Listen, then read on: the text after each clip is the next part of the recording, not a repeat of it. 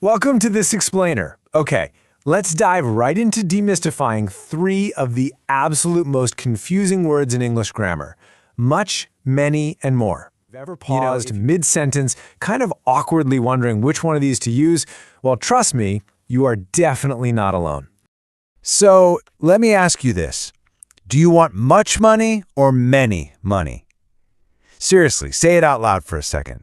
Your brain probably instantly recoils at the phrase many money, right? But why? What is the actual rule operating behind the scenes here? Getting your brain to wrestle with this grammar puzzle right off the bat, before we even explain the mechanics, is honestly the best way to learn. So let's figure out exactly why much money hits the ear just right. Section 1, the big M-word mix-up, counting the uncountable. All right, this right here is the fundamental root of our entire grammar problem today. Before we can ever confidently choose the correct M word, we actually have to figure out if the item we're talking about can be counted in the first place. Here is the crucial definition: uncountable versus countable nouns. Uncountable items just can't be individually counted. Think of water. Countable items, on the other hand, totally can, like apples. Now, I want you to imagine physically trying to count a spilled puddle of water on the floor.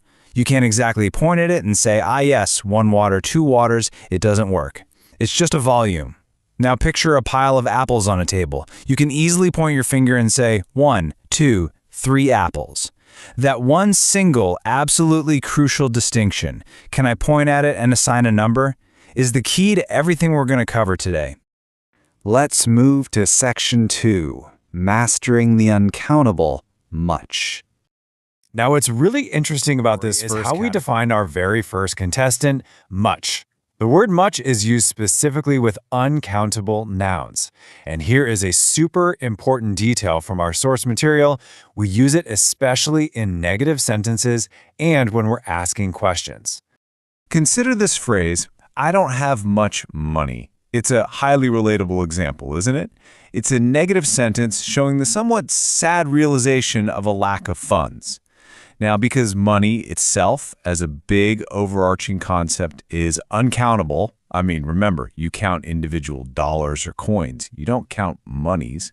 We absolutely must use the word much here. Let's run through a couple more rapid-fire examples.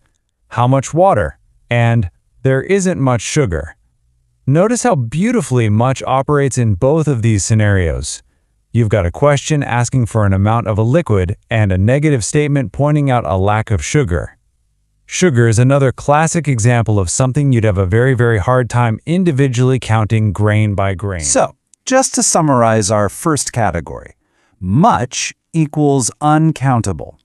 Whenever you're talking about broad concepts like time, liquid volumes like water, or general resources like money, basically things you measure rather than count individually, much is absolutely the word you're looking for. All right, on to Section 3, counting on many. Let's see how this builds into the direct foil of much. This brilliant little comparison illustrates the exact pivot point. We are directly comparing uncountable things, like water, time, and money, versus countable things, like books, people, and cats. We are officially switching our brains from things you pour or spend over to distinct, individual things that you can easily single out. So the rule here flips. Many is used with countable nouns. But hey, notice a really key similarity to our previous word? Many is also primarily used in negative sentences and questions. Literally, the only difference is the type of noun it's attached to. For instance, if someone says, I don't have many friends, we're looking at a negative statement involving distinct, countable people. You can certainly count your friends one by one. Hopefully you have a few to count. So many is the perfect, foolproof grammatical choice for this sentence. Some other scenarios quickly. How many apples? Or there aren't many cars. We use many to ask a question about specific apples sitting in a basket or to point out a lack of physical cars driving down the street. Both of those are tangible items you can easily put a physical number on. Let's wrap up the many category. Many equals countable. Groups of kids, tall stacks of books, a litter of cats, they all belong right here in this exact category. The rule of thumb, if you can logically attach a specific number to it, use many. Section 4. More is the magic word. So what happens when we want to add or compare? Well, enter our third word. Here is the rule, and honestly, it's a huge breath of fresh air. More is used with both countable and uncountable nouns. It's the absolute magic rule breaker of the English language that works for absolutely everything. No matter what noun you're using, if you're adding or comparing, more totally has you covered. Think about a kid demanding breakfast. If they tell you, I want more apples and more juice, they are perfectly demonstrating how the word more seamlessly connects countable items, the apples, and uncountable items, the liquid juice, in the exact same sentence without breaking a single grammatical rule. Pretty cool, right? Whether you're saying, give me more water or I need more pens, it just works flawlessly. Whether it's uncountable liquid poured from a bottle or countable pens pulled from a cup, more effectively covers both adding to your stash and comparing amounts. It's basically the ultimate linguistic multi-tool. And finally, Section 5, the ultimate quick trick.